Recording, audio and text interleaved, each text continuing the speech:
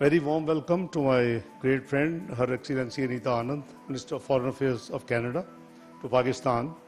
Her visit is an important milestone in Pakistan-Canada relations and reflects our shared commitment to further strengthening our bilateral ties. Pakistan and Canada enjoy long-standing and multifaceted relations, underpinned by historical linkages, people-to-people contacts, and a vibrant Pakistani diaspora in Canada. Our discussions today provided an opportunity to review the entire spectrum of bilateral relations and exchanges on regional and global issues of mutual interest. We reaffirmed our commitment to sustained engagement and agreed to build upon the momentum generated by this visit of Her Excellency through enhanced institutional cooperation, regular bilateral consultations, and greater interaction between relevant ministries and stakeholders of Canada and Pakistan. Economic cooperation remains a key priority in our bilateral relationship. We discussed ways to further expand trade and investment ties, including through greater facilitation of business-to-business linkages and enhanced engagement in area of mutual interest. Pakistan welcomes Canadian investment in priority sectors including education, energy, mining and critical minerals, agriculture, infrastructure, and information technology. In this context, with regard to the agriculture sector today, predictable phytosanitary import conditions for Canadian canola, and it will be signed in the Prime Minister office, and Honorable Prime Minister of Pakistan will witness it. We both would sign that later. We agreed for Pakistan's National Agri-Trade and Food Safety Authority and Environment Protection Agency and the Canadian Food Inspection Agency to explore opportunities for technical cooperation and capacity building in the future. We also discussed the importance of advancing the Foreign Investment Promotion and Protection Agreement. We noted the progress achieved in the recent rounds of negotiations between the two countries, and we welcomed continued engagement towards an early and mutually beneficial conclusion of this agreement. We discussed the important role of investment facilitation in providing a facilitative framework for investors and invited Canadian and companies to explore emerging opportunities in Pakistan. Our discussions also covered cooperation in the areas of education, labor mobility, consular matters, science and technology, climate change, and people-to-people exchanges. We expressed our shared interest in further strengthening these areas of cooperation. We also exchanged views on regional and international developments, including the situation in Afghanistan and counter-terrorism cooperation. I did raise the issue of Jammu and Kashmir dispute, which remains one of the long outstanding unresolved international dispute and has been on the UN Security Council agenda since 1948. India has added a new dynamic into an already volatile security situation by announcing to hold the Indus Water Treaty in abeyance.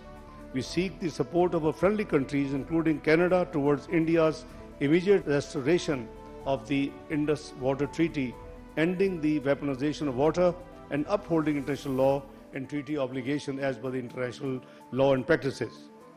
We would be issuing a joint statement outlining the shared priorities and outcomes of our discussions today, which would reflect our common resolve to further strengthen Pakistan-Canada relations and enhance cooperation across various areas of mutual interest.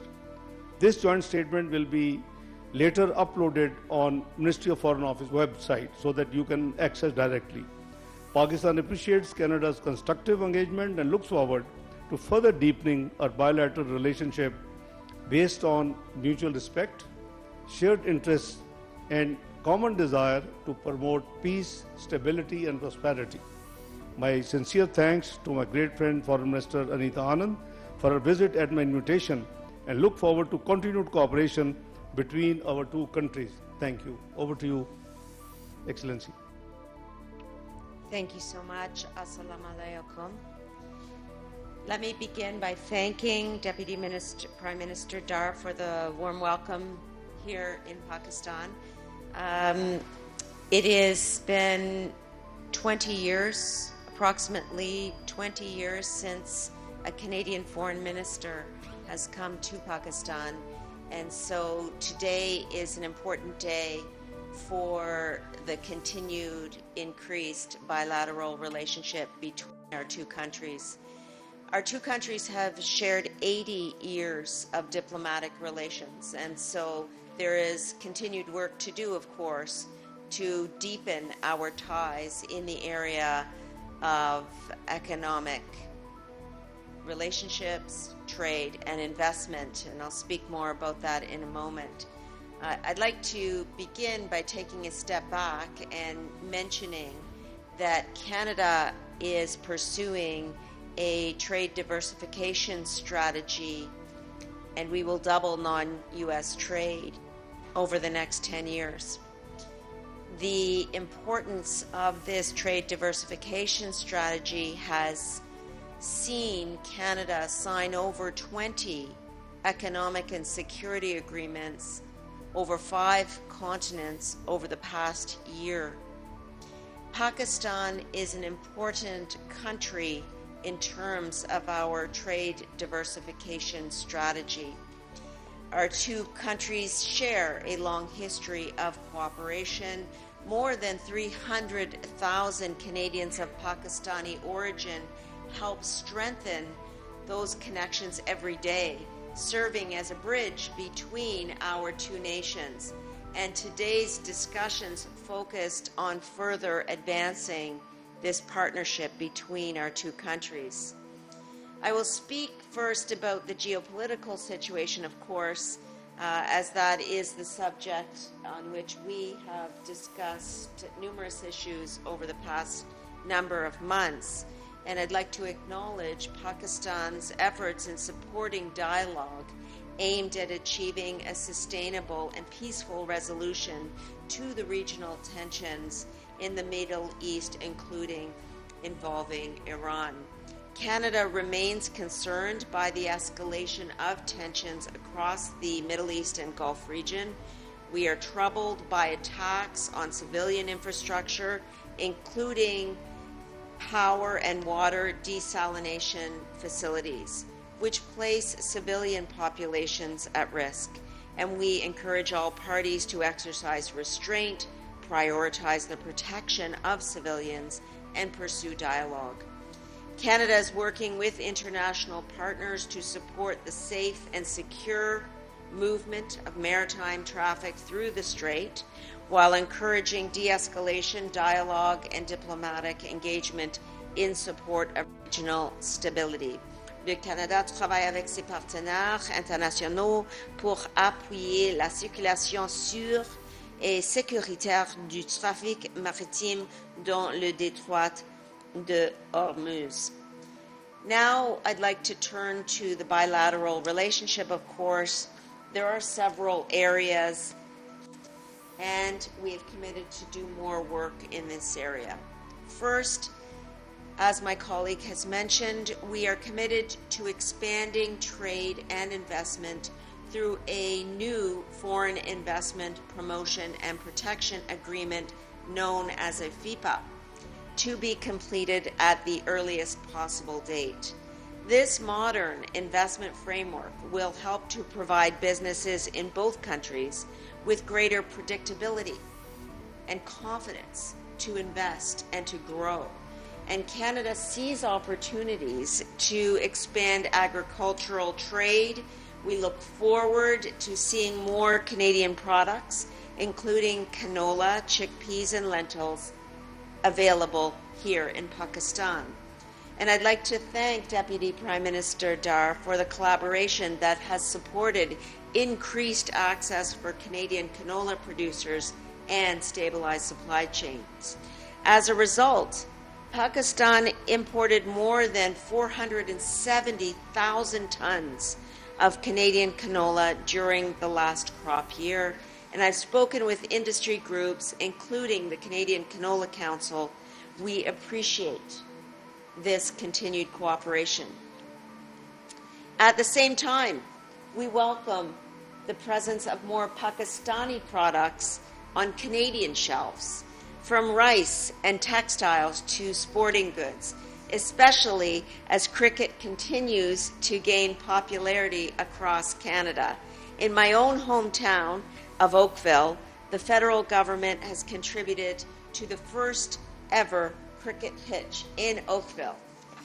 And when you come, Senator Dar, you will have to come and see this cricket pitch. Inshallah. In short, Canada is also interested in deepening cooperation in sectors that will contribute to future economic growth. As a global energy producer, Canada is exploring opportunities in renewable energy, and I am so pleased that the Canadian company JCM Power, in partnership with Karachi Electric, will soon begin development of the 240 megawatt Dabeji hybrid wind and solar project, bringing together Canadian expertise and Pakistan's clean energy goals. We also see potential for collaboration in mining and critical minerals, including through Barrick's investment in the Reko Diq project, an initiative of importance to both our countries, and one that reflects the expertise that Canadian companies offer. Moving to issues of security, Canada recognizes that contributing to stability internationally can also support shared prosperity and security. Pakistan is an important partner for Canada in South Asia and beyond.